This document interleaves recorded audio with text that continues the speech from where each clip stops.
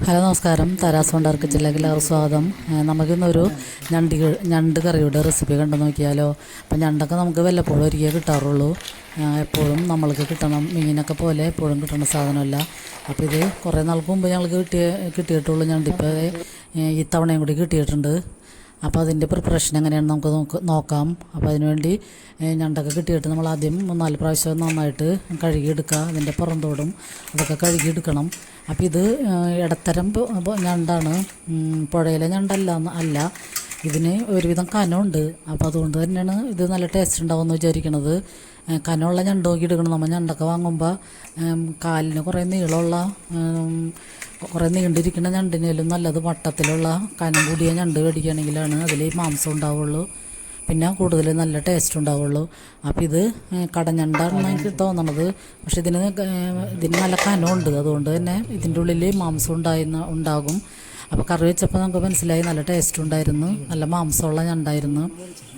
പിന്നെ നമ്മൾ അതിൻ്റെ ചെറിയ കാലുകളൊക്കെ കളയണം. പിന്നെ ആ വലിയ ഇറുക്കക്കാല് മാത്രമേ എടുക്കണുള്ളൂ. അപ്പോൾ ഇതിൽ പൊന്നെന്നൊക്കെ പറഞ്ഞാൽ മഞ്ഞ സാധനമൊക്കെ കുറവായിരുന്നു. പിന്നെ ഇതിൻ്റെ ചിറകൊക്കെ നമ്മൾ കളയണം. പിന്നെ ഇതൊക്കെ നമ്മളിങ്ങനെ വരണ്ടി എടുക്കുന്നുണ്ടെങ്കിൽ കൂടി നമ്മൾ പിന്നെ ഇത് കട്ട് ചെയ്തൊക്കെ കഴിഞ്ഞതിന് ശേഷം കഴുകി കഴിഞ്ഞപ്പോൾ അതൊക്കെ പോയായിരുന്നു. പിന്നെ 3-4 പ്രാവശ്യം നമ്മൾ കഴുകിയിട്ടൊക്കെയാണ് എടുക്കുന്നത്. അപ്പോൾ വേറെ വീഡിയോയിലൊക്കെ ഞാൻ ഈ ചെറിയ കാലുകളൊക്കെ എടുക്കണത് കാണാറുണ്ട്. അപ്പോൾ ചെറിയ കാലെടുത്താലും കുഴപ്പമൊന്നുമില്ല. അതിൻ്റെ ചിറക് പോലത്തെ അതൊന്ന് അരിഞ്ഞ് കളഞ്ഞതിന് ശേഷം ചെറിയ കാലൊക്കെ വേണമെങ്കിൽ എടുക്കാം.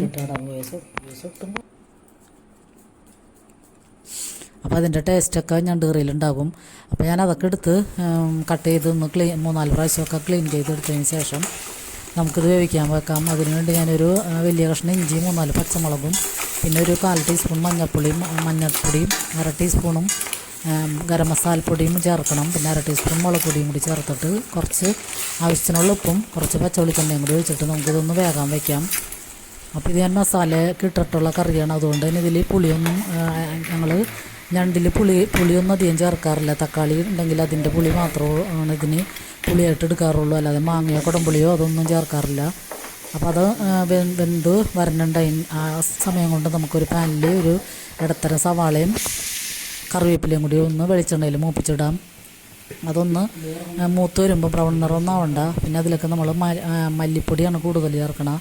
ഒരു 3 ടീസ്പൂൺ മല്ലിപ്പൊടിയും ഒരു 1/4 ടീസ്പൂൺ മഞ്ഞൾപ്പൊടിയും 1/2 ടീസ്പൂൺ ഗരം മസാലപ്പൊടിയും കൂടിയും ചേർത്ത് കൊടുക്കാം. അപ്പം മുളക് പൊടിയും പച്ചമുളകൊക്കെ നേരത്തെ ചേർത്തേക്കണം തന്നെ. ഇതിന് ആവശ്യത്തിന് എരിവുണ്ട്. പിന്നെ മുളക് പൊടി ചേർക്കണ്ട. പിന്നെ ഞണ്ട് കറി തേങ്ങ വറുത്തരച്ചിട്ട് വയ്ക്കും. അതും നല്ല അടിപൊളി ടേസ്റ്റാണ്. വറുത്തരച്ച് നമ്മൾ കായിട്ട് കറി വയ്ക്കുകയാണെങ്കിൽ നല്ല ടേസ്റ്റാണ്. ഇതിന് ഇറച്ചിയൊക്കെ വെക്കണ പോലെ തന്നെ ആയിരിക്കും. ഇത് ഞാൻ ഈ പൊടിയൊക്കെ ഒന്ന് മൂത്ത് വന്നു കഴിയുമ്പോൾ ഒരു ഇടത്തരം തക്കാളിയും കൂടി ഇട്ടിട്ട് അതൊന്ന് വഴന്ന് നല്ലോണം ഒന്ന് വെന്ത് വരുമ്പോൾ തന്നെ നമുക്ക് ഇതൊക്കെ കൂടി ഈ കൂട്ടൊക്കെ കൂടി ഞണ്ട് വേവിച്ചതിലേക്ക് ഇട്ട് കൊടുക്കാം. അപ്പോൾ ഇത് ഞാനൊരു പെരളൻ ചാറിൽ ഒരു റോസ്റ്റ് പോലെയാണ് എടുക്കണേ. ഞണ്ട് കറി നല്ല അടിപൊളി ടേസ്റ്റായിരുന്നു. ഇതിൻ്റെ കഷ്ണത്തിൽ നിന്നൊക്കെ നന്നായിട്ട് മാംസമൊക്കെ ഉണ്ടായിരുന്നു. അപ്പോൾ നമുക്കിത് ചൂട് ചോറിൻ്റെ കൂടെയാണ് ഇത് ഏറ്റവും ടേസ്റ്റ് കഴിക്കാൻ. ഇതിൻ്റെ ചെറിയ ഗ്രേവിയും ഒക്കെ കൂടി കൂട്ടി കഴിക്കാൻ നല്ല അടിപൊളിയാണ്. അപ്പോൾ ഞണ്ടൊക്കെ കാണണമെങ്കിൽ നല്ല കനമുള്ള ഞണ്ടൊക്കെ വാങ്ങിച്ച് ഇങ്ങനെ ഒന്ന് ചെയ്ത് നോക്കുക. നല്ല ടേസ്റ്റാണ് കറിക്ക്. അപ്പം മിക്കവരിക്കും ഇത് കഴിക്കാനൊക്കെ ബുദ്ധിമുട്ടാണ്. അതിൻ്റെ കാലൊക്കെ ഒന്ന് തല്ലി പൊട്ടിച്ച് അതിൻ്റെ ഉള്ളിലൊക്കെ ഇറച്ചിയൊക്കെ എടുക്കണമെങ്കിലും ബുദ്ധിമുട്ടാണ്. പക്ഷേ ഇത് കഴിച്ചു കഴിഞ്ഞാൽ നല്ല അടിപൊളി ടേസ്റ്റാണ്. അപ്പോൾ ഇനിയും ഞണ്ട് വാങ്ങിക്കാത്തവർ ഇത് ക്ലീൻ ചെയ്യണ കാര്യം പുറത്ത് വാങ്ങിക്കാതിരിക്കേണ്ട. ഇതൊക്കെ നമ്മൾ ക്ലീൻ ചെയ്ത് കറി വെച്ചിരുന്ന അടിപൊളി കറിയാണ്. അപ്പോൾ എല്ലാവർക്കും ഈ വീഡിയോ ഇഷ്ടമായെന്ന് കരുതുന്നു. അപ്പോൾ എല്ലാവർക്കും നന്ദി.